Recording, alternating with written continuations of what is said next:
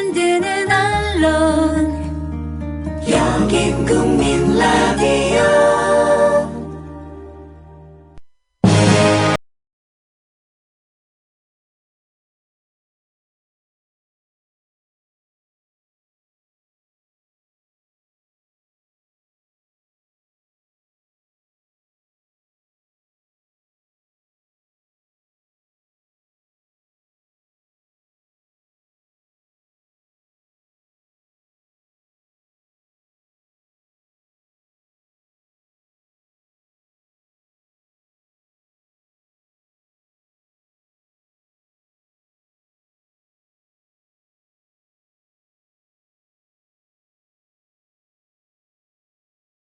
예전에는 말이죠. 예전에는 영국이 프랑스고 프랑스가 영국이었던 적이 있었습니다. 그렇죠? 그래서 영국의 지배로부터 벗어나려고 아르크라는 마을에 있었던 짱이라는 소년이 신의 계시를 받았다 그러면서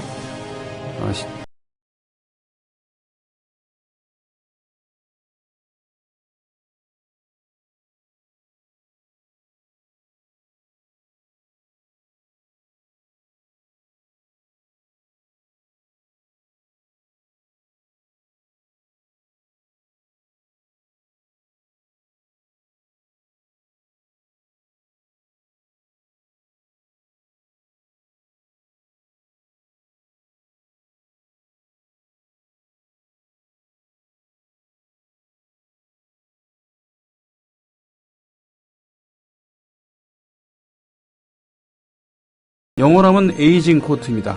거기서의 대회전을 통해서 영국이 확실하게 승기를 잡고 전세를 유리하게 뽑은 적도 있었고요. 이런 것이 모두 백년전쟁이라는 그런 전쟁이 한가운데 있었습니다. 그것이 끝난 다음에 영국과 프랑스는 각자의 길을 걸어가게 되고 근대 국가로 탈바꿈할 수 있는 계기가 되기도 하고, 그래서 지금까지도 서로 별로 안 좋아하는 나라들이 되었죠. 뭔 얘기가 아니다 이렇게 되는지 모르지만 처음으로 이렇게 평소에는 알고 지냈습니다만 처음으로 이렇게 방송을 통해서 만나 뵙게 됩니다.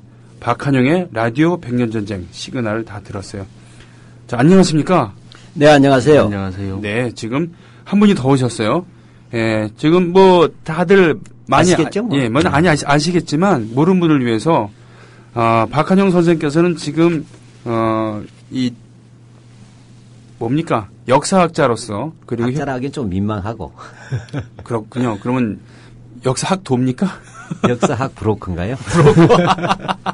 예, 그리고 민족문제연구소에서 직함을 맡고 계신 거는 교육홍보실장. 교육홍보실장. 예. 아, 그렇군. 교육과 홍보를 함께 하시는.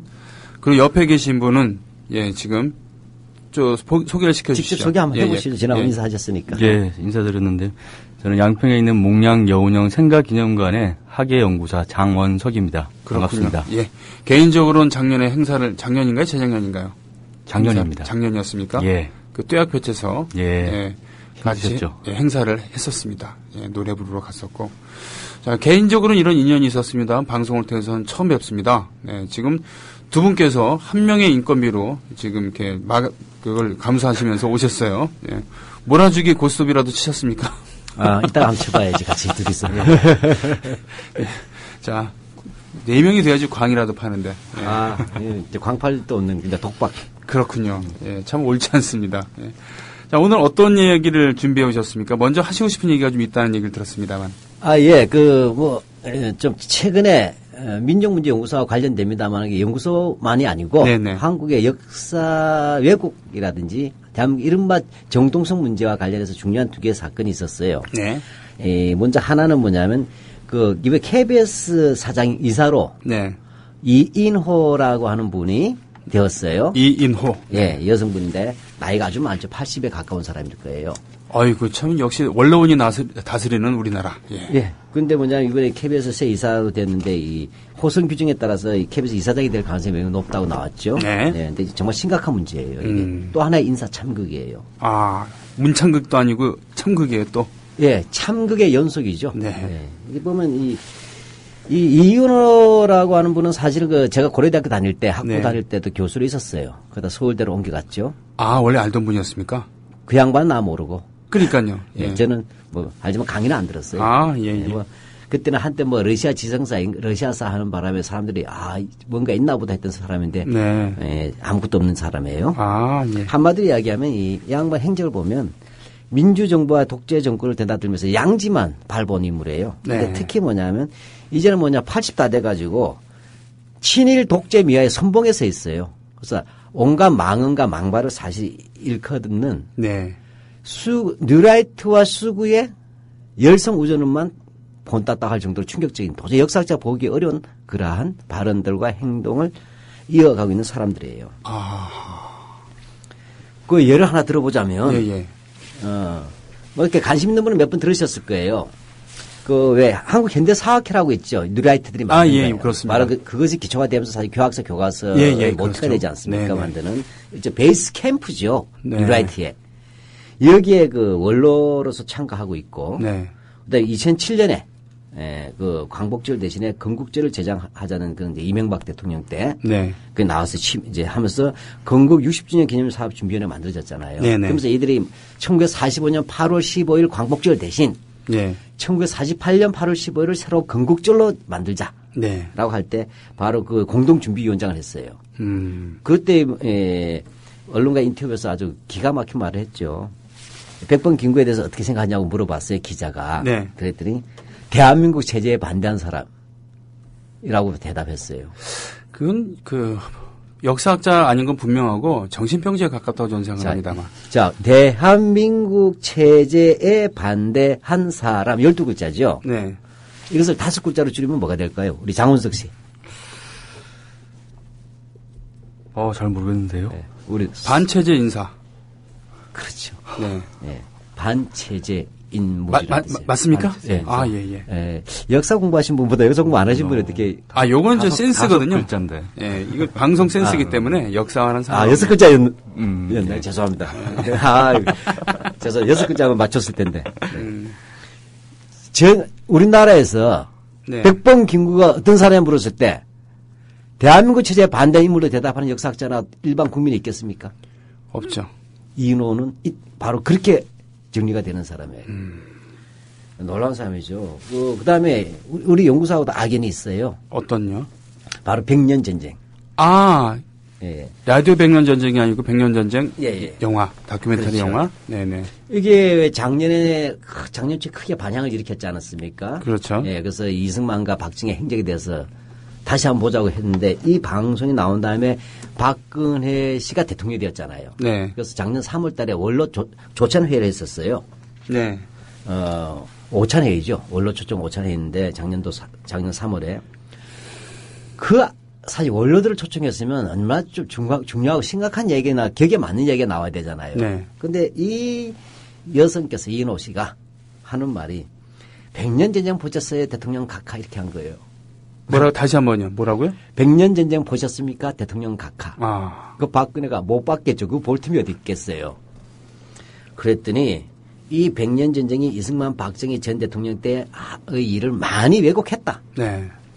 이런 역사 왜곡도 그 다음 말이 무서워요. 국가 안보 차원에서 주의 깊게 봐야 한다고 주문했어요. 100년 전의 다큐멘터리가 국가 안보를 이해하는 요소다 이거죠. 네, 왜 그 안보를 이해하는 요소는 뭐냐? 이승만과 박정희를 비판했기 때문이라는 거예요. 그럼 국가 안보 요소가 아니라 그 두 사람의 그 안보 요소네요. 그죠? 그렇죠. 네. 이렇게 해서 박근혜 대통령이 수첩에다 받아 적었잖아요. 100년 전쟁. 네. 그래서 조선일보가 그걸 또 대서특필했죠. 박근혜 대통령이 드디어 100년 전쟁을 수첩에 적었다. 네. 예, 이랬던 것들이고 이런 사람이 바로 KBS 이사가 되고 KBS 이제 이사장이 될 가능성이 높아진 거예요. 그러니까 도대체 왜들 이러십니까? 라고 얘기하고 싶은 게 한두 건이 아닌데 정말 왜 그런지 모르겠어요. 이렇게 할 건 어떻게 하겠다는 건지 모르겠습니다. 아무리 자신의 집안의 명예가 중요하고, 예? 그리고 자기가 헛살지 않았다는 것을 증명하는 건 좋은데, 그 사적인 용도로 활용을 하고 사적으로 해결해야지 왜 나라 전체의 근간을 뒤흔들려고 그런지 모르겠어요. 그런데 이 사람은 명예도 없어요. 그 집안의 명예도. 그래요? 예. 왜냐하면 자기 할아버지 때, 할아버지가 이제 이명세예요. 이명세. 예. 근데 이 사람이 일제 때 유명한 그 유림이에요. 유학자죠. 예. 근데 유학이라면 의리론 아닙니까? 그렇죠. 예, 성명 의리를 밝힌다. 그렇죠. 예, 이 이명세 성명 의리를 뒤집은 인간이에요. 악질 친일파입니다. 유림의 대표적인 친일파예요. 제대로 된 유림이라 그러면은 하늘 아래 두 개의 태양이 없다. 이러면서 그렇죠. 나라님을 계속 모셔야 되는 거 아닙니까? 그러니까 조선 500년의 유림의 전통을 뒤집었고 친일 유림을 만든 거두예요. 그럼 유림이 아니라 무림인데. 그 무림에서도 뭐죠? 농림도 아니고 이건 사파죠. 사파 무림. 그렇죠. 무협지에 의하면은 예. 그냥 완전한 사파입니다. 네, 사파인데 예. 이걸로 끝나지 않고 이승만 정부 때는 바로 이 3.15 부정선거 원흉 중에 한 명이에요. 그래요? 예. 항상 우리 보면 친일한 인간들의 그 다음에 개가천선 안 하고 갈 때는 꼭 반드시 독재 정권에 협력하죠. 그래야지만 힘을 얻을 예. 수 있으니까. 그래서 이 오죽하면 뭐냐면 그 친일 인명 사전에 당연히 들어가 있고 네네. 그 다음에 그 노무현 대통령 때 만들어져서 이명박 대통령 때까지 유지되었던 국가기구가 있어요. 친일 반민족 행위 진상규명위원회라고. 예. 여기에서도 뭐냐면 그 친일 인사 명단에도 발표돼 있죠. 예. 아주 명예가 드높은 분이군요. 예. 그러니까 이 더러운 오역의 역사가 박정희와 겹치네. 그렇군요. 예. 친일과 독재. 아, 찰떡 궁합이네요, 자기들끼리는. 예. 그러니까 뭐냐면 이게 80 다 돼가지고 네. 가문의 명예가 아니라 더러운 가문에 똥칠을 한 번 더 하는 거예요. 내가 그렇죠. 근데 이 사람이 서울대에서 역사학과 서양사 교수로 오랫동안 했었고, 그다음에 대사도 지내고 이렇게 됐었어요. 그러고 보니까 저 어렸을 때 그 역사 책 말이죠. 예. 유명한 역사 책들은 무슨 편저 이렇게 이름 고 나오기도 하고 예. 그럴 때 가장 많이 봤던 사람이 그 리성근, 리성근, 예. 이병도, 이병도. 네. 이런 분들 알고 보니까 그분들이 역사학계의 태두로 이렇게 알려져 있습니다. 알고 보니까 일제시대 때 일제와 협력을 잘해서 뭐 진단학회였던가요?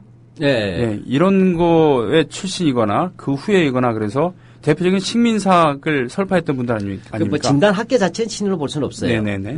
오히려 이제 진단학계는 왜냐하면 그 실증사학을 네, 얘기했기 때문에 그것은 뭐 이렇게 다시 뭐 친일이냐 아니냐 가지고 논쟁하기 좀 복잡한 거고 또 일부 민족주의 계열 학자들도 포함이 됐었으니까. 네. 그 이병도 같은 게 조선사 편수에 있었지 않습니까? 네. 조선의 편수는 쉽게 말하자면 조선 총독부가 그다음에 조선의 역사들을 왜곡하고 식민사학을 만들어내는 총본산. 네. 거기에 전문가로서 있었던 사람이 장기 동안 있었던 게 이병도예요. 외국 같으면 가장 악질입니다. 그렇죠. 예, 그다음 이성근 같은 경우에는 한번 우리가 다음에 한번 이성근 한번 다룰라 그래요, 저도. 네. 예, 오늘날 바로 이 박정희 시기에 그 민족 중흥사관 있지 않습니까? 네네네. 이게 만들어낸 모태가 이성근이에요. 아. 이 사람은 민세 안재홍 선생 아죠, 독립운동가자, 역사학자. 예, 안재홍 선생. 예. 그분이 사실은 발탁한 사람이에요. 자기 와세다 대학 후배로서. 와세다 대학 후배로서. 예, 근데 잘못 발탁했어. 이 사람이 만주에서 거물 친일파로 성장합니다. 그리고 돌아와서는 뭐냐? 돌아와서는 갑자기 화랑도 이념을 보급시키고, 네. 근데 국가주의 이데올로기를 만들어내고, 유신 때 바로 박정희 때 국무회의에서 2년 동안 역사 강의하면서 만들고, 정신문화연구원 있죠. 지금은 이제 그 한국학 중앙연구를 받겠지만, 박정희 때 그 이데올로기 총본산이잖아요. 네. 그걸 만들어내는 핵심이 됩니다. 그렇게 됐군요. 정말 그 정권의 입맛에는 딱 맞춘 더군다나 성웅 이순신을 부각시키면서 무인 정권, 그렇죠. 네, 무인 정권을 합리화하고 구테타까지도 합리화하는 그런. 근데 이순신하고 정반대 인간이 박정희인데. 그러게 말이에요. 예. 예. 근데 지금 보니까 이렇게 되면 좀 놀라운 것이 뭐냐면 이 박근혜 정권의 인사가 보니까 대단히 뭐냐면 박정희나 독재자나 친일파를 옹호하고 박정희를 보호하기 위한 인사들로 되어져 있다라고 보여지고 있어요. 그러니까 공과사를 정확히 구분하지 못하거나 아니면은 지미국 국가라고 생각하는 거 아니겠습니까? 박정희가 박씨 집안이 그 국가고 그리고 그러니까 난 가업을 이은 거고 당연히 우리 집안의 명예를 회복하는 것이 바로 나라의 명예를 회복하는 것이라고 생각하는 거 아니겠습니까? 저는 그 아버지 컴플렉스로 봐요. 이 대한민국은 우리 아버지가 만든 나라라고 보는 것 같아요. 딸인 내각이 아버지의 이익을 계승하겠다. 네. 그다음에 아버지를 통해서만 모든 것을 해석하는 사람. 그리고 안타깝지만 그거에 대해서 적극 동조하는 그 사람들 같은 경우는 아직 봉건 시대에 살고 있다는 것이겠죠. 봉건 시대면서도 통시대 합치면 뭐냐 간신 같은 사람들. 지금 그 폐행이라고 그래요. 그 첫 만남부터 제가 이렇게 말씀드리면은 좀 기분이 나쁘실 수 있겠습니다만 그 역사 브로커로서 네, 예. 너무 좀 그 감정에 치우친 발언 아닙니까? 지금 이렇게 방송 말씀하시는 가서 건? 제가 말 조심하는 겁니다. 아, 네, 그렇습니까? 명자의 정명 사상, 바른 아. 이름 지어주기로 하시자면 증명이 아니고 정명입니다. 바를 정자 네. 이름 명. 네, 네, 네. 경상도라서 정증 구분이 잘 안 돼요. 네, 네. 이렇게 되게 되면 이 인간들은 한마디로 이야기하면요. 네. 역사학을 매개로 하거나 특정 권력자를 중심으로 해서 세계관을 형성하는 사람, 네. 힘센 사람을 중심으로 해서 세계관을 형성하는 사람들. 그때 네. 카멜레온처럼 변신해 나가면서 단 하나 변하지 않는 건 자기 자신의 개인적 이익이에요. 사자성어로 곡학아세군요. 그러면 곡학 아세, 그다음에 뭐죠? 입신영달. 입신영달, 합치면 기회주의. 기회주의. 그다음에 그래서 조선시대 때 보면 열전 같은 데 보면 폐행열전이라고 있어요. 네, 네. 간신열전. 간신. 예, 임사홍. 폐행열. 임금의 은총을 받으면서 얼락걸레를 하면서 계속 잘 먹고 잘 사는 인간들. 임사홍, 한명회, 뭐 그렇죠. 김안국 뭐 이런 인물들 예. 말씀하시는 겁니까? 그렇죠. 김자점 이런. 예. 그러니까 저는 이렇게 보시면 돼요. 조선시대 때 우리가 말하는 간신들 있잖아요. 네네. 왜 안 태어난 시대 때 간신들을 봐? 이 시대 간신들을 그 기준 가지고 보라고 다 나와요. 아 그렇군요. 예. 자꾸 우리나라의 그 일반인들은, 그 일반 시민들은 뭐냐면 자기가 안 산 시대의 간신이 더 많아. 그런데 조선시대 간신을 보지 마시고 이 시대 그 기준을 가지고 쭉 보면 간신이 저절로 보여요. 중국의 역사를 보면 환관 조고. 예, 그렇죠. 그렇죠? 예. 그 환관은 그러니까 있어야 할 것이 없는 그런 사람이잖아요. 예. 그러니까 없어야 될 것은 있고 있어야 될 것은 없는 인간. 그렇군요. 신체적으로 있어야 될 것이 없으면서 우리가 인체 비하면 안 되니까. 예, 예. 그래, 마음으로서는 예. 쓸데없는 권력욕이라든가 그런 것 때문에 재물욕이라든가 이런 것 때문에 네. 그 결국은 임금을 조정해서 자기 사욕을 채우면서 나라를 백성을 도탄에 빠지게 하는. 이들에게서 공익이 없어요. 항상 그 사익을 추구하는 인간들은 가장 공익을 얘기합니다. 왜? 자기 자신의 이익이 사익이기 때문에 그래서 감추겨서 항상 국가 안보를 이야기하고 국가 경제를 이야기해요. 네. 요즘도 그렇지 않아요? 세월호 때문에 경제가 망하고 있습니까? 갑자기 경제가 안 되는 이유가 세월호 때문이다. 항상 그 속에서 먼저 자기 빠져나가기겠죠. 네. 그러니까 역사가 어려운 거 아니에요. 공익을 유달리 강조할 때는 아무것도 아닌 것도 공공의 이익을 얘기할 때는 그것은 그 속에 사익이 있기 때문에 그것이 살떨리는 이야기거든. 네. 뽀록 날까봐 요즘 말로. 저는 장사익은 좋아하는데 예. 그냥 사익은 싫어합니다. 예, 그 예. 장사는 한자가 달라요. 저 웃자고 하는데 죽자고 달려들지 마세요. 예, 죄송합니다. 이제 또 예, 그런데 손님 이런 여기서 이러시면 안 되고. 지금 제가 이런 곡학 아세류의 학자들이 박근혜 정부 때 대거적으로 이데올로기 분야의 배치가 전진 배치되었다. 이게 중요해요. 그렇군요. 예를 들자면 우리가 뉴라이트 교과서 문제라든지 교학사 엉터리 교과서 문제 있었잖아요. 쓰레기 교과서. 네네. 그와 관계되어 있던 사람들이 전부 다 배치됐어요. 네. 이배용이라는 사람이 한국학중앙연구원장, 과거의 정신문화연구원이죠. 우리는 그때 정신문화연구원이라 부르지 않고 정신병원 연구원이라 불렀어요. 그렇죠. 유신 네. 이데올로기 네, 만드는 네. 곳이니까. 네. 그다음에 권희영, 그 지필자죠. 교학사 교과서. 네. 그래서 한국학대학원 원장이에요. 음. 그다음에 뭐 이승만 대통령을 뭐 세종의 DNA인지 무슨 뭐 태종의 DNA인지 뭐 이렇게 황당하게 얘기했던 광신도 같은 역사학자 유영익 이 양반 국사편장위원장 됐잖아요. 잠깐만 태종의 DNA요? 그러니까 뭐죠? 이승만 대통령. 이승만 대통령이 태종의 DNA를 갖고 있다. 예. 그 형제 권력을 위해서 그 형제 그리고 사돈 집안까지 완전히 괴멸시켰던 나쁜 새끼란 얘기잖아요. 근데 이 양반은 뭐 어떤 그 DNA 역사관을 가지고 있어 하여튼 간에. 네. 그다음에 게다가 뭐 이승만을 책으로 치는 사람이에요. 그렇군요. 예. 그래서 돼 있고 그다음에 박효종이라고 아시죠? 뉴라이트. 네네네. 이 양반이 더 방송통신심의위원장 됐잖아요. 네. 그다음에 예, 지금 민주화기념사업회 이사장이 뭐냐 반민주화적인 박상징이라는 사람이 나와 있었죠. 전부 다 여기에다 이인호까지 뭐죠? 전부 다 이승만이 친일이라든지 또는 독재라든지 이런 것을 찬양 고무하는 사람들이에요. 거기에 젊은 층으로 보면은 뉴라이트의 브레인 중에 하나인 최홍재.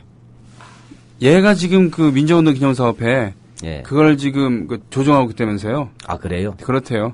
최홍재는 잘 아시잖아요. 뭐 저는 잘 몰라요 사실 우리 학교로 따지면 우리 후배입니다. 그 학교를 얘기 안 해야 되겠네 그러면. 그 학교는 혹시 계례대학이라는 대학 아니에요? 괴뢰대학인데요. 예. 얼마 전에 진정한 사학의 라이벌로 왜 판명이 됐냐면 예. 연세대 모 교수가 예. 자유대학생연합 예. 그 지도교수라 그러면서 그 얼굴을 반 가리면서 예?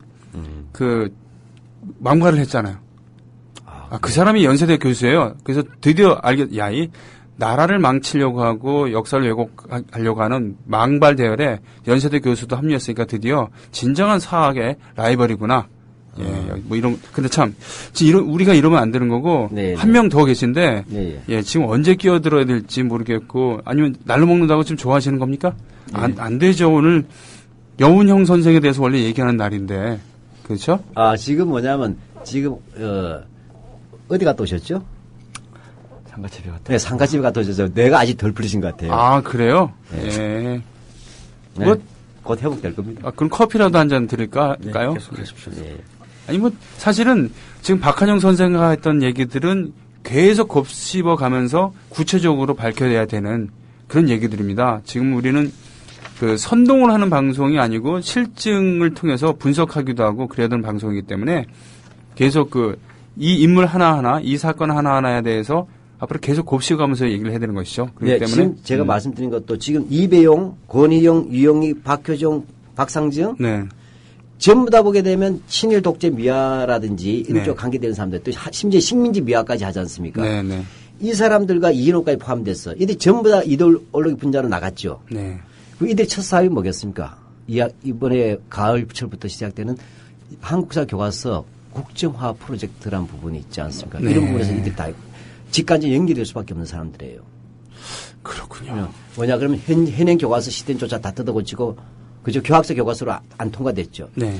이런 것들과 대규모로 젊은 세대들에게 친일 독재를 미화하는 역사 교육을 시키는 대규모 이데올로기 공세 나아가서는 이렇게 통해서 뭐죠? 젊은 세대들에게를 자기 정치의 지지 기반으로 만들려는 대단히 무시무시한 음모라고 저는 볼 수밖에 없어요.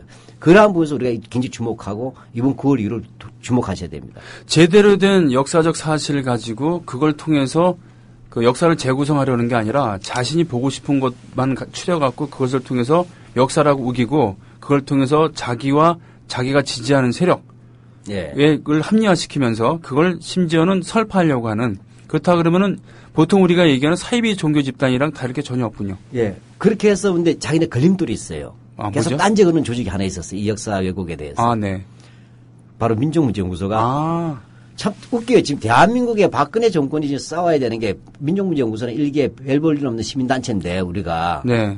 이게 지금 뭐냐면 눈앞에 가시돌인 거예요. 왜? 문창극 같은 경우에도 독립운동가 할아버지 문제 예.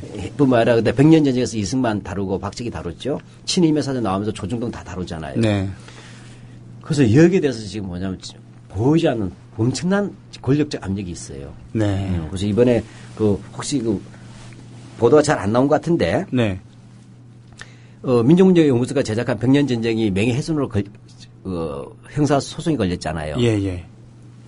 1년 반 동안 지금 검찰에서 지금 조사했다는 건 방송 들으신 분 알고 계세요. 예. 근데 1년 동안 그 형사부에서 조사하다가 갑자기 1년이 지난 다음에 갑자기 공안부로 옮겼잖아요. 네. 공안 사건처럼 다룬다는 얘기 아닙니까? 별로 전례가 없는 일이고. 네네. 그렇게 하는 과정에서 RTV라고 하는 우리 케이블 TV겠어요. 그렇죠. 예전에 시민방송이었죠. 네. 이 RTV가 100년 전쟁을 방송한 것이 방송심의위원회에서 이것이 징계를 가했어요. 중징계를.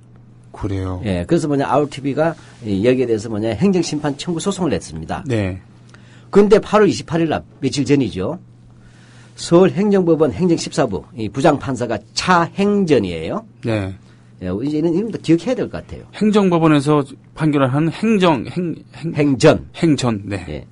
그래서 뭐냐면 민족문제연구소가 제작한 100년 전쟁을 방영한 신방송 RTV에 대한 방송통신위원회의 중징계 처분이 정당하다고 판결을 했어요. 근데 그 근거가 뭐냐? 100년 전쟁이 공정성도 없고 네. 객관성도 없고 그다음에 일방적이고 부정적인 시각으로 대한민국의 정통성과 전직 대통령들을 폄하했다라면서 함으로써 사자 명예를 훼손했다고 판결 내린 거예요. 그러나 100년 전쟁은 민족문제연구소에서 만들었습니다. 그게 무슨 뜻이냐면 민족문제연구소는 확실한 사료를 바탕으로 해서 활동하는 단체이기 때문에 거짓을 하려고 해도 그 단체 성격과 맞지는 않아요. 다만 영화이기 때문에 다큐멘터리성이 강하지만 그래도 영화기 때문에 약간의 상상력은 가미할 수 있습니다. 약간의 상상이나 표현에 있어서 그렇죠. 약간 이렇게 구어체를 쓸 수 있는 거죠. 그렇죠. 얘기하면. 그런 것에 대해서는 충분히 허용할 수 있는 문명 국가라고 한다면 그건 그냥 허용해야 되는 이야기인데 그런 것을 꼬투리 삼아 갖고는 저 사자 명예훼손이라고 한다면은 솔직히 훼손될 명예라는 게 있나요? 근데 제일 큰 문제는 네. 이 프로그램에 대한 이 판결이 이상해요. 원래 RTV가 요구한 것은 방송통신위원회의 RTV에 대한 그 중징계 결정이 재량권 남용이다. 네네. 하고 그다음에 정치 편향적이다. 그래서 심의 과정에 문제가 많으니까 여기에 대해서 뭐냐면 그 문제 제기를 한 거예요. 재판소에다가. 네. 다시 말하면 방통위에 대한 재량권 문제. 네. 그다음에 정치적 편향성 문제에 대해서 재판을 심사 청구를 했단 말이에요. 예, 예. 근데 뭐냐 재판부는 그쪽에 대한 답변을 하지 않고 네. 백년 전쟁 내용이 아까 했지만 사자명예 훼손에 해당한다라는 판결을 내린 거예요. 그러니까 그 대답이 의뢰한 내용에 대해서는 얘기를 하지 않고 예. 지들이 다른 혐의를 만들어 갖고는 판결을 내렸다는 거 아닙니까? 근데 더 웃기는 것은 네. 그러면 자기 재판부가 역사 알긴 뭐 알아요? 그러게요. 개뿐이나 압니까? 솔직한 얘기로. 네네. 제가 왜냐하면 사법고시 준비생들한테 한국사를 강의한 사람이에요. 아. 옛날에. 예. 근데 요즘 또 공부도 안 하잖아요. 그래서 시험도 없어지고. 그렇죠. 예. 지금 무슨 얘기냐면 그러면 이것이 명예훼손에 해당된 내용적 판결을 하려면 네. 우리 연구소 불러야 될 거 아니에요. 그렇죠. 그 내용에 대해서 그럼 사실인지 아닌지 따져야 되잖아요. 네. 단 한 번도 우리 부른 적이 없어요. 그래요? 예. 이게 말이죠. 저는 이게 자기들의 엘리트라고 생각하는 집단의 가장 큰 문제 둘 중에 하나, 두 개를 꼽으라 그러면 하나는 지들끼리 계속 그 안에서 예? 쉽게 얘기하면 근친상간을 한다. 지들끼리 다 해요. 종의 멸종을 가지고 짓을 하고 그렇죠. 있어요. 치타가 지금 점점 멸종해 가고 있는데 이유가 뭐냐면 지나친 근친상간 때문에 그 새끼들을 잘 못 낳는데요. 점점 열성 유전자만 강해지고 네. 그리고 또 하나는 지들이 엘리트라고 생각하기 때문에 모든 것을 다 안다고 생각해서 쉽게 얘기하면 의사는 의술에 대해서만 뛰어난 거고 그리고 외교부는 외교에 대해서만 뛰어난 것이고 그리고 법관은 법에 대해서만 잘하는 건데 지들이 모든 것을 다 안다고 생각하는 거예요. 그렇기 때문에 그 말도 안 되는 얘기를 근엄한 목소리로 하는 것이죠. 전문가들이 봤을 때는 말도 안 되는 얘기들을 하고 근데 있는 건데. 저는 이 부분을 지들이 뭐냐면 오만함이 아니고 정치적인 거라고 저는 봐, 이 판결 자체가. 왜 그러냐면 그 전에 방통위원회가 이제 그 중징계 내렸을 때 제가 갔어요. 네. 왜냐 증인을 요청을 했다면 RTV가. 네. 근데 제가 거부당했어요. 왜요?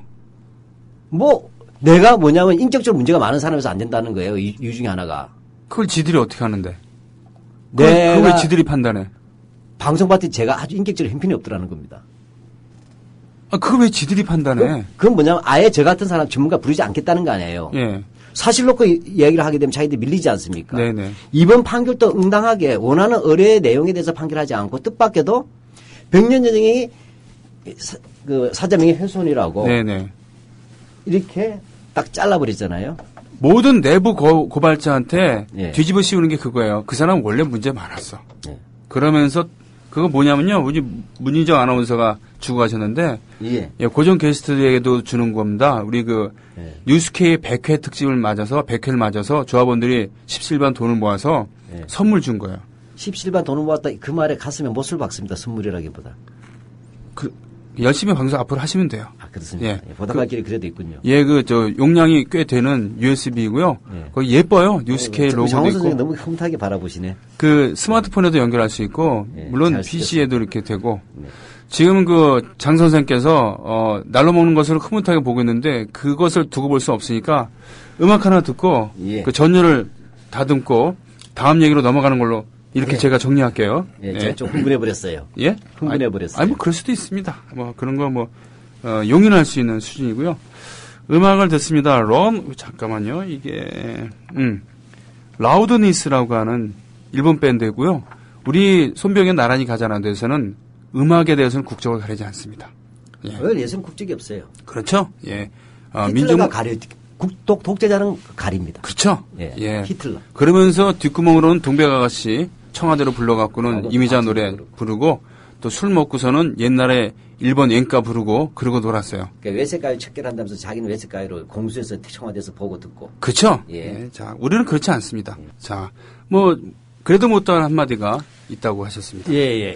지금 왜 이 행정 재판에 그 원고가 제기한 내용과 무관하게 백년 전쟁 자체가 명예훼손에 해당한다는 시스템 엉뚱한 대답이 나왔잖아요. 예. 그러면서도 그 판결에 근거가 될 수 있는 어떠한 내용들도 증인 채택도 하지 않고 네. 하지 않고 자기 일방적으로 내렸는데 네. 그 내용이 거의 다 뭐냐면 왜 이승만 쪽 유족들이나 검찰이 이야기했던 내용을 그대로 일방적으로 받아들인 거예요. 그렇군요. 근데 더 웃긴 것은 이게 왜냐하면 지금 이게 딱 판결이 나자마자 뭐냐 검찰에서 우리 연구소 조지열 사무총장님을 호출했어요. 사무총장을. 예, 바로 이제 기소하겠다는 거죠. 그러니까 평소 이거에 대해서 의견도 안 들어보고. 예. 예. 지금 그러니까 검찰은 뭐냐면 사실 이게 도저히 명예훼손이 안 돼요. 사실도 우리가 더 명확한 사실 근거가 네, 있고 네, 그래서 네. 지금 쪼물락거리면서 지금 기소를 못 하고 있어요. 1년 반 동안. 근데 이 행정심판에서 어떻게 됩니까? 명예훼손에 해당한다는 판결 내려줬죠. 네. 그러니까 검찰은 기소하기가 좀 편해졌죠. 요걸 근거로 삼아서 이기겠다는 거예요. 그런데 저는 이 행정재판이 굉장히 이상하다는 거예요. 네. 왜 원하는 소송에 대한 답변을 하지 않고 엉뚱하게 내용에 대해서 건드리면서 명예훼손에 해당한다고 미리 네네. 내용을 규정해버리고 그러면서 일방적으로 우리를 한 번도 부르지 않았잖아요. 네. 그래서 이에 대해서 왜 명예훼손에 해당하는지를 아주 상세하게 보도자료까지 나눠줬어요. 기자들에게. 네. 그러고 나왔는데 웃긴 게 판결문에 뭐라고 되어 있는지 아세요? 뭐라고 되어 있습니까? 5.16 쿠데타를 5.16 혁명이라고 부르고 있어요. 지금 이 판사들이 뭐 어떤 사람들이냐면 5.16 쿠데타를 5.16 혁명이라고 판결문에 쓰는 인간들이 행정재판한 거예요. 그러니까 그 말은 유신 때는 그게 공식 언어였지만 지금은 쿠데타로 정리가 되어 있는 사안 아닙니까? 예.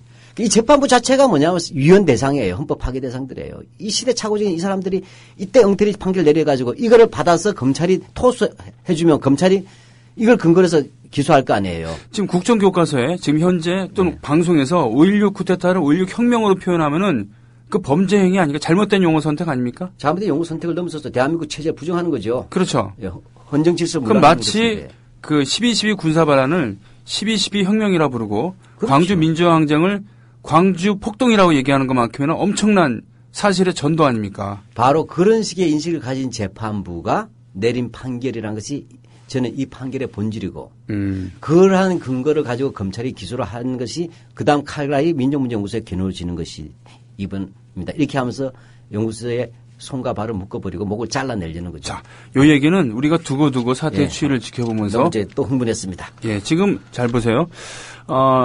크리보님, 박한영 선생님 나란히 가지 않아도 입성 축하드립니다. 흥분하시니까 이희재의 이동형 작가 목소리랑 흡사하네요.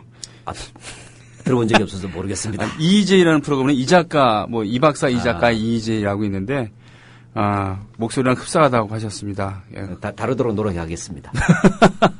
그러실 필요 없고요.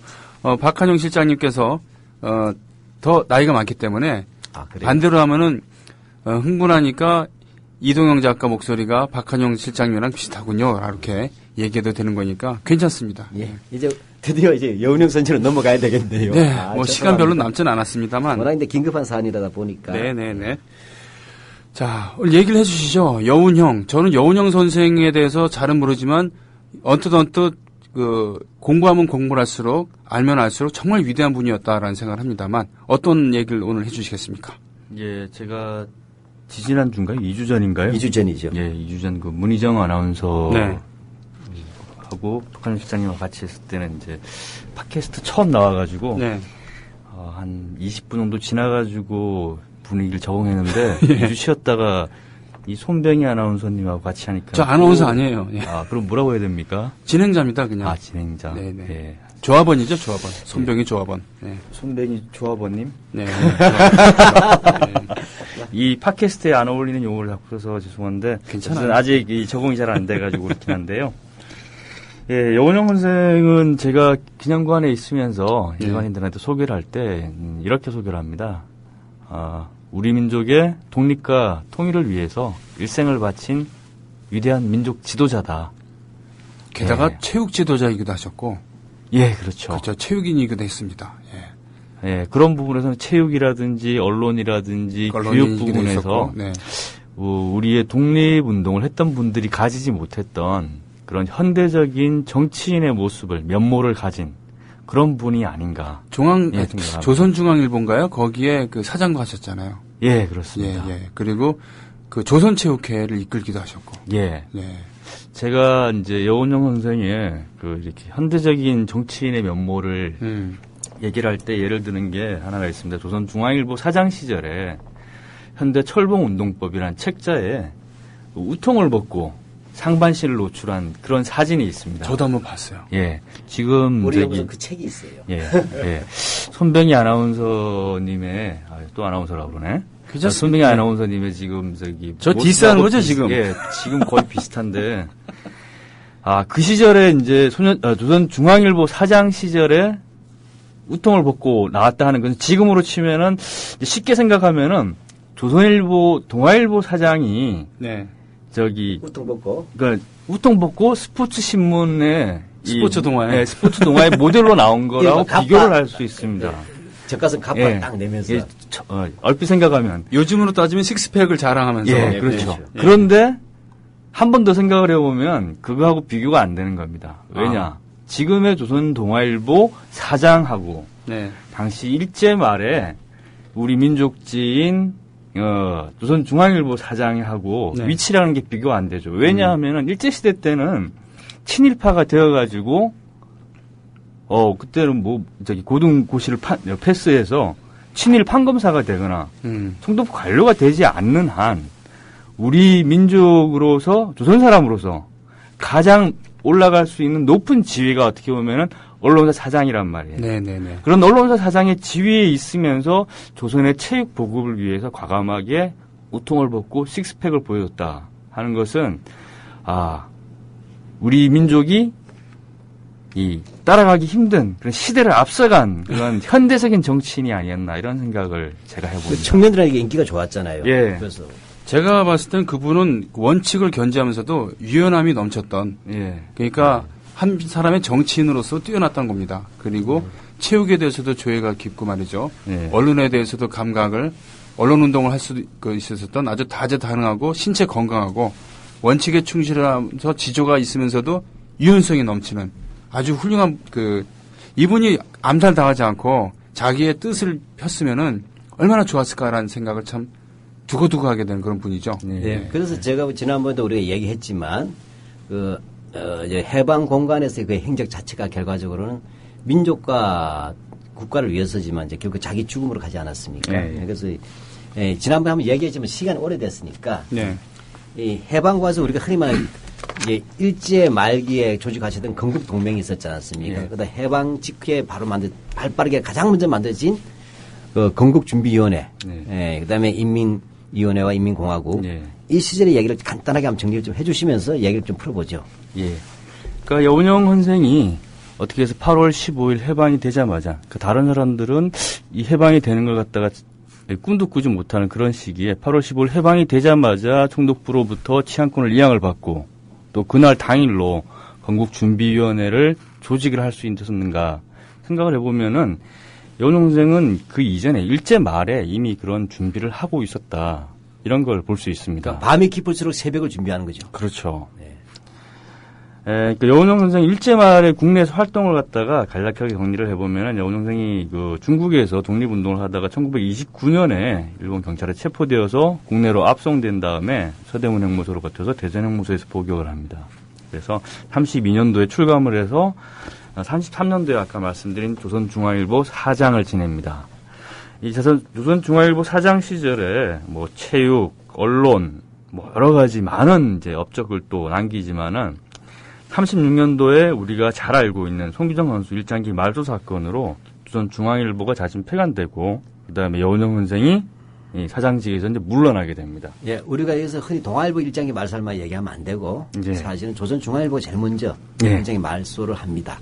그러니까 또 하나 바로 30년대에 있었지만 그렇게 해서 결국은 이제 사회적 활동 못하게 되시지만 바로 그 전에 우리 다 모르시는 분이 있으니까 1935년도에 또 뭐냐면 독립운동가 후손들을 해외 탈출한 중요한 역할을 하셨어요. 보이지 않는 이야기지만. 그 보면 조동화, 양하석 같은 분 있잖아요. 그렇죠. 이분들 그 해외로 탈출시키다가 그죠? 네. 또 이것 때문에 검찰 조사를 받고 네. 경찰 또 우리가 잘 김구 선생 그 아들 어머니죠. 김구 선생 그렇죠. 어머니 광락원 여사. 네. 그다음에 그 아들인 김인 김신 예.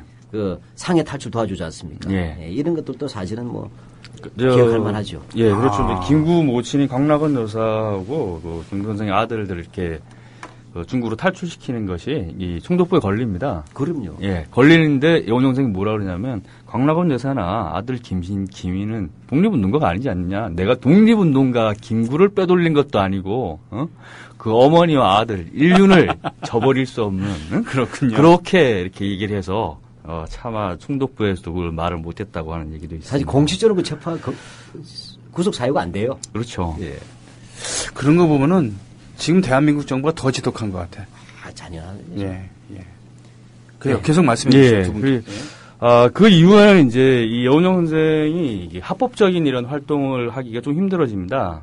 그렇지만은 1940년 이제 태평양 전쟁으로 접어드는 무렵이 되면은 일본 정치인들이 여운형 선생을 동경으로 초청을 합니다. 동경으로, 도쿄로. 예, 도쿄로. 여운형 선생이 1919년 말에도 일본 수상 하라로부터 초청을 받아서 일본에 가서 연설을 독립을 주장하는 연설을 하시지만은 굉장히 여러 차례 이제 일본을 방문을 합니다. 이때 일본의 이제 목적은 중일 전쟁이 장기화되다 보니까는 이 중국과 일본 간의 화평 공작을 해야 되겠는데 그걸 중간 주선을 여운형 선생이 부탁을 하려고 한 겁니다. 그러니까 지금 뭐냐면 이제 일본의 경우에는 중국과 전쟁하지만 전쟁이 장기전이 됐어요. 예. 늪이에요. 그렇죠. 근데 한편은 미국과 전쟁이 일어날 가능성이 있고 또 일어나잖아요. 예. 도저히 감당이 안 되니까 예. 그때 뭐냐면 모택동학이나 장개석가 갖고 온 사람이 여운형이죠. 그러니까 여운형 선생은 이제 뭐 모택동, 장개석뿐만 아니라 그 일본의 개로 정부인 그 왕정이와도 같이 일을 한 적이 있단 그렇죠. 말입니다. 왕정이. 예. 그런데 이제 여운형 선생이 이걸 다 이제 거절을 하고 일본이 이 중일 전쟁이 장기화되면서 초조해졌구나. 패망이 멀지 않았구나. 얘들 맛이 가고 있구나. 예.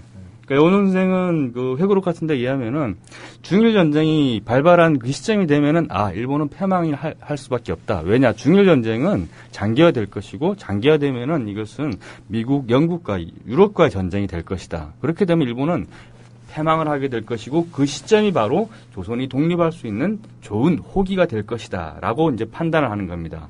그런데 동경을 갔을 때 여운형 선생이 또 하나 중요한 걸 목격을 하게 됩니다. 미군기가 도쿄 공습을 하는데 그 장면을 목격을 하게 됩니다. 예. 그래서 이제 돌아와가지고 이 사실을 갖다가 이제 주변에 얘기를 했다가 여운형 선생이 다시 재차 이제 체포가 돼서 허대원 형무소에 갇히게 되죠. 그런데 이제 여운형 선생은 43년도에 이제 가출옥을 한 이후에 이 옥에서 그리고 가출옥 한 이후에 병원에서 생각했던 그런 걸 실행하기 위해서 조선민족해방연맹이라는 그런 조직을 준비를 하게 됩니다. 여기에 같이 활동을 했던 사람들이 뭐 조동호, 이상도, 이상백 이런 이제 쟁쟁한 독립운동가들이죠. 전향하지 않은 최후의 그렇죠. 독립운동가들이에요. 네. 근데 잘 몰라요 일반 청취자분들은. 그렇죠. 근데 이 명칭을 보게 되면은 조선민족해방연맹이지 않습니까? 그러니까 해방이 네. 예. 말씀하세요. 예, 해방이 멀지 않았다. 네네. 라는 걸 갖다가 이제 내다보고 해방을 위한 그런 준비를 하는 조직을 만들게 되는 거죠. 네. 이것이 바로 이제 조선 건국 동맹 네네. 1944년 8월에 만들어지는 그 전신 조직이 되는 겁니다. 예, 그래서 44년 8월에는 이제 조선 건국 동맹이라는 조직을 결성하는데 여기서 이제 명칭을 보게 되면은 민족 해방을 넘어서서 건국을 준비하는 그런 조선 건국 동맹을 이 조직을 하게 되는 겁니다. 예. 근데 이게 단순한 무슨 조직만 아니라 실제 실천을 준비했지 않습니까? 예. 예, 그렇게 해서 뭐냐면 만주국 장교였던 박승환을 만나서 뭐냐면 해방될 때 그 만주 군 내의 조선인 그 무장 세력들을 조직했어. 예. 조직해가지고 결정적 시기에 군사 반란이죠. 이제 작전 전개하려고. 작전을 하고. 그렇습니다. 네. 예. 그다음에 농민들 가지고 농민 동맹을 만들고 그다음에 그다음에 산악대 같이 야산 게릴라전 하시는 그렇죠. 분들 오, 그런 것까지 준비를 했었다는 예. 얘기군요. 그래서 심지어는 뭐냐면 그 무기 같은 것도 친일파 군인들을 통해서 빼돌리려고 하기도 하고 그죠? 예, 그게 이제 여기서 재밌는 걸 이제 인물과 관련된 걸 두 가지를 말씀드리면은 이 박승환은 만군 그 항공 장교였습니다. 공군 장교였어요. 아, 만군. 예, 만주군. 예, 예. 그래서 이 항공병을 핑계를 대고 네. 항공병에는 이 모래찜질이 좋다. 아, 예. 그래서 여운형 선생 당시에 이제 지금은 남양주죠. 그러니까 당시는 양주군 봉안마을에 네네. 김용기 장로가 있었는데 여기에 이제 가난 여운형 농군학교. 잠깐, 그 김용기, 예, 가난 예, 농군학교 그렇죠. 설립자. 예, 김용기, 예, 예. 또 조금 돌아가지만 김용기 장로가 예. 여운형 선생이 만든 광동 기독학교. 네. 예, 거기를 이제 졸업한 사람이고 그렇군요. 여운형 같이 이렇게 농민 동맹이라든지 이런 많은 독립운동 일제 말에 독립운동을 했던 분이에요. 네. 그분이 있던 이 봉안 마을에 이게 남한 강가죠. 거기에 모래찜질을 한다는 이제 항공병을 치료하기 핑계로? 위해서 모래찜질을 한다는 핑계로 네. 여기에 와서 그런 여러 가지 독립을 위한 준비를 하게 됐던 겁니다. 그리고 그렇군요. 예, 박한용 실장님이 지금 말씀하신 그 경기도 주안의 조병창에 조선인 장교 최병덕 중자와 이렇게 이제 무기라든지 네. 이런 부분을 이제 논의하기 위해서 중간 인물이 됐던 사람이 누구냐 하면 바로 송기정 선수였어요. 잠깐요. 성기죠. 그러니까 예. 그 최병덕이 일제 군이었지만 중령이죠. 중령이었습니다만 그 여운형 선생과 협력하려고 그랬다는 얘기입니까? 아니면 그런 걸 갖다가 모색하기 위해서 송기정 선수를 를 중간에 예. 그렇군요. 왜냐하면 이 조병창이면 이게 병기고잖아요. 네네 그렇죠. 거기 네. 담당하니까 바로 송기정 선수를 예. 마라톤으로 알면 안 되겠죠? 네. 중간에 다리를 놔서 무기 공급 같은 것을 이제 슬슬 간을 봤다 그럴까? 예, 네. 그렇게 된 겁니다. 그렇군요. 송기정 선수 같은 경우 그러니까 여기서 중요한 거는 최병덕은 전투 그 사령관이 아니라 그 군수 물자 예. 보관하고 이런 걸 관리하는 사람이었어요. 이 사람이 초대 참모총장이 되면서 한국 전쟁의 비극은 처음에 연전연패한 이유 중에 하나가 바로 그거 있었다는 것이죠. 예. 이승만에게 아부는 잘했기 때문에 채군이 알아서 하시게 이렇게 된 거였다는 얘기. 예. 자, 지금 한 1분 정도 시간이 남았습니다. 오늘 얘기를 좀 정리해 주시죠. 예, 그런 상황에서 지금 이제 오늘 우리 연구소에 긴급한 뉴스가 많아서 이제 몽현 선생님이 이야기 못했지만 네네. 요컨대 일제 말기에 모두 다 절망에 빠질 때 등불을 든 사람이죠. 네. 기독교로 치면 새벽에 신랑을 기다리던 여인의 등불처럼 오히려 밤이 깊을수록 새벽에 가까워진다고 알고 준비해왔던 것이 바로 조선민족해방연맹이고 이것이 발전해서 건국동맹이 되었고 이건 단순한 형식적인 조직이 아니라 실제로 무장조직을 만들고 네. 그다음에 전국적인 조직을 만들었을 뿐만 아니라 예, 다음에 또 자세히 이야기했지만 연안에 있던 조선 독립동맹이라든지 또는 임시정부와 접촉하기 위해서 파견하면서 한마디 하면 해외 독립운동장과 연결해가지고 해방을 위한 전면전을 준비하던 최후의 국내의 최대 조직이었다. 이렇게 보시면 되겠습니다. 그 지도자가 여운형이다. 따라서 일제 말기에 일본의 패망을 몰라서 친일했단 말은 거짓말이고 네. 오히려 이런 식으로 준비했던 사람들의 입장들을 이들을 주목해야 된다. 참 살떨립니다. 다음 주에 그 자세한 얘기를 듣도록 하겠습니다. 박 선생님, 장 선생님, 다음 주에 뵙겠습니다. 네, 고맙습니다. 가시는 걸음걸음에 선물 하나 드리죠. 오늘 기사에 박정희 장군 전역 공원 표지석이 강원 철원에 세워졌다는 이런 흐뭇한 소식을 자, 선물로 드리겠습니다. 신사참배처럼 네. 뭐 천왕 1인 숭배처럼 아마 이렇게 광주를 밀어붙일 겁니다. 네. 안녕히 가십시오.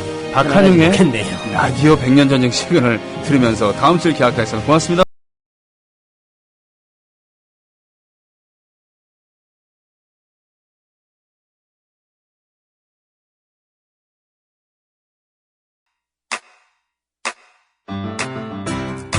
국민 라디오 지지하는 4가지 방법 아시나요? 다운로드하기, 별점 주기, 댓글 달기, 구독하기. 국민 라디오를 보다 많은 이들에게 전할 수 있는 가장 손쉬운 방법. 다운로드하기, 별점 주기, 댓글 달기, 구독하기. 잊지 마세요. 다운로드하기, 별점 주기, 댓글 달기, 구독하기.